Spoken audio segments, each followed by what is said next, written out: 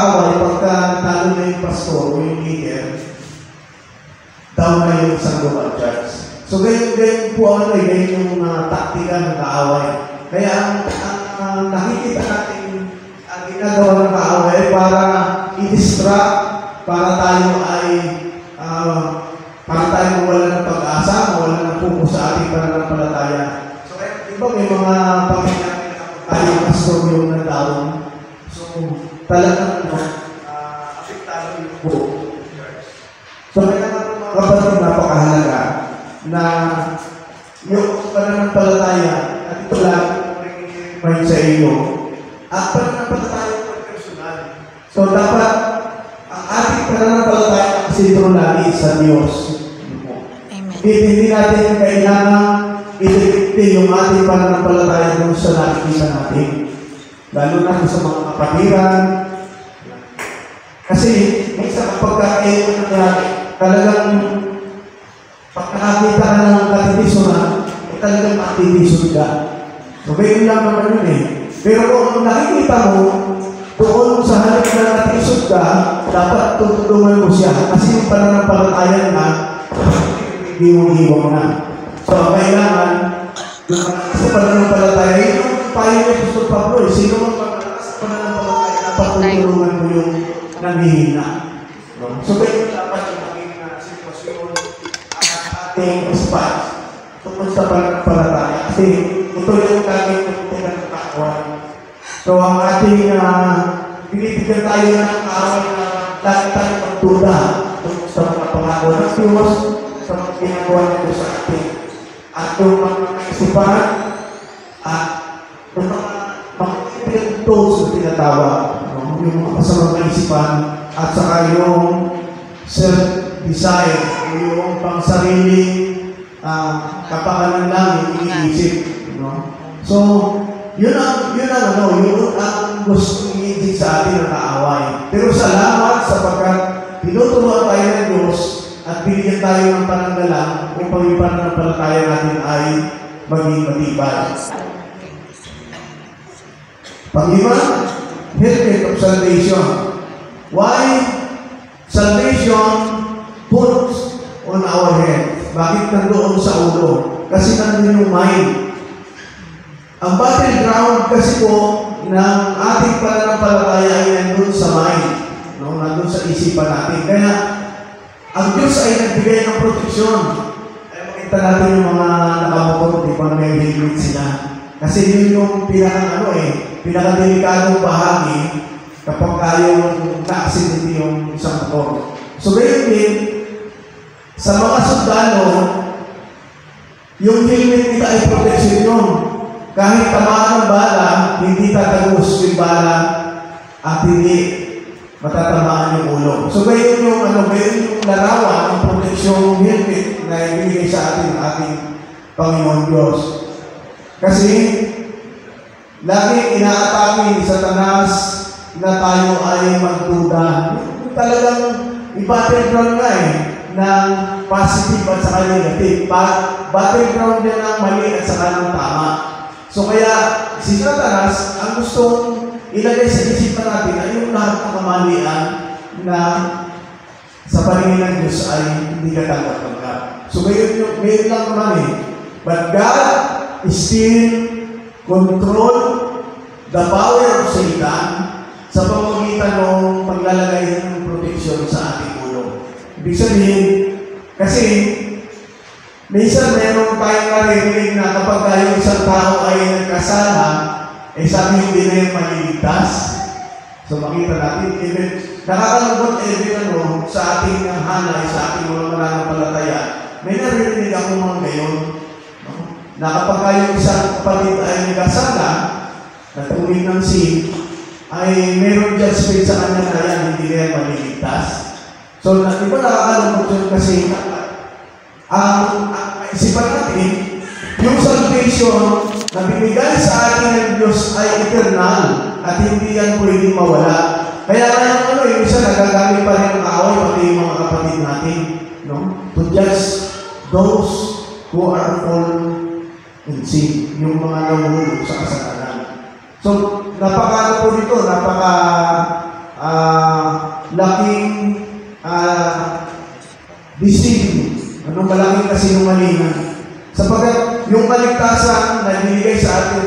Diyos ay eternal. Bakit eternal? Kasi Espiritu po yun. Hindi po tayo binigyan ng Diyos ng temporary salvation, ng 20% salvation, ng 50% salvation. Ang binigay ng Diyos sa ating salvation, 100%. So, ibig sabihin, yung 100% na yun ay eternal. Why? Because God is eternal na siya nagbigay sa atin ng salvation. Kung tao yung nagbigay sa atin ng salvation, ay talagang ano yun. May hanggang po yun. Naalaala nyo yung isang leader? No? Na nakakulong ngayon? Oo. Sa kanya daw yung salvation. So, kung kumusta, paano mangyayari doon sa kanyang mga ano. Pero kung ang Diyos yung nagbigay ng salvation, it is eternal. No? So, kaya makikita natin mga kapatid, yung deceiving na ginagawa ni Satan at maraming tao ang ginagamit na. At ginagawa pa mga leader ng mga reliyon para kayain yung para nilangin yung mga tao. Kaya nga, salamat sa Diyos sa pagpinigyan tayo ng wisdom at dahil doon, naranasan natin yung totoong salvation na galing doon sa totoong Diyos. Yung salvation na hindi nawawala. Yung salvation na eternal sapagkat ang nagbigay ay eternal. And last, source of the Spirit, the Word of God is your only offensive weapon. Totoo po yan mga kapatid kasi kung naalala ng Panginoon sa Kristo nung tinip siya ni Satan hindi siya gumamit, hindi siya nakipagsuntukan, no? Hindi siya nakipagpuno. Ang ginamit niya ay salita ng Diyos. At gusto ko rin ipaalala lagi mga kapatid, Satan memorized the Bible. Kaya ako tayo pinagsusulat at saka lang pinagbabasa ng Bible kasi memorize Satan Bible verse by verse.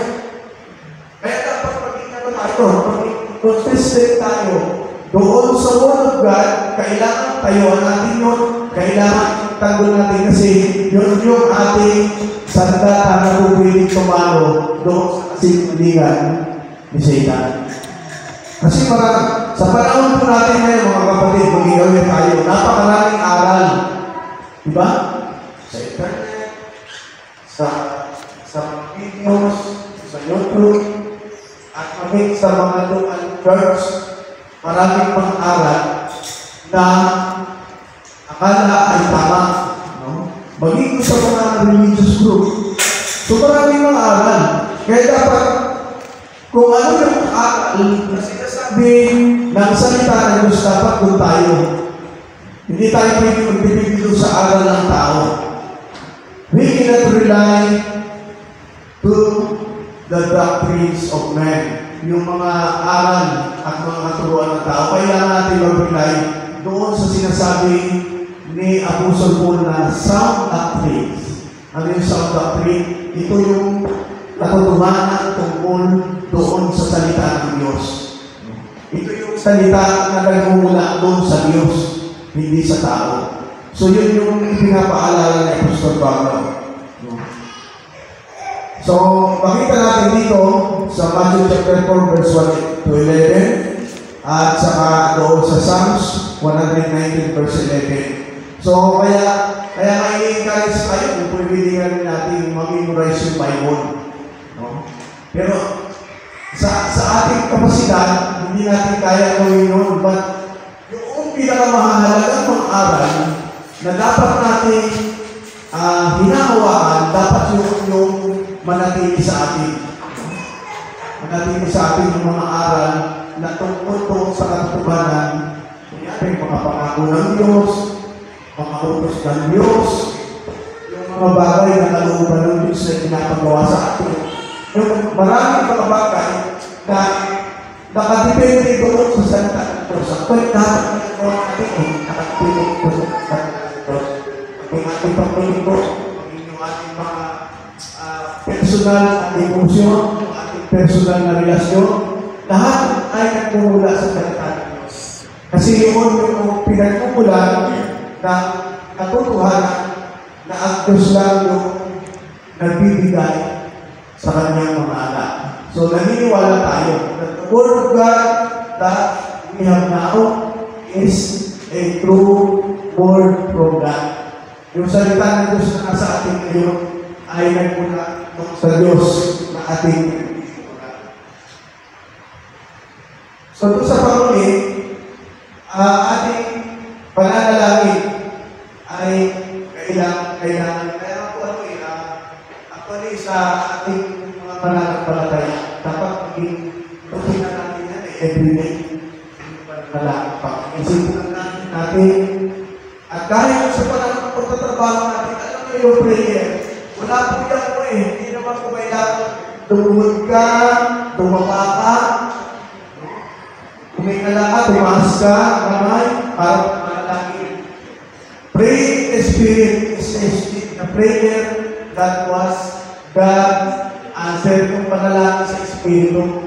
Hindi lang yung sinisigaw mo, yung sinasabi mo.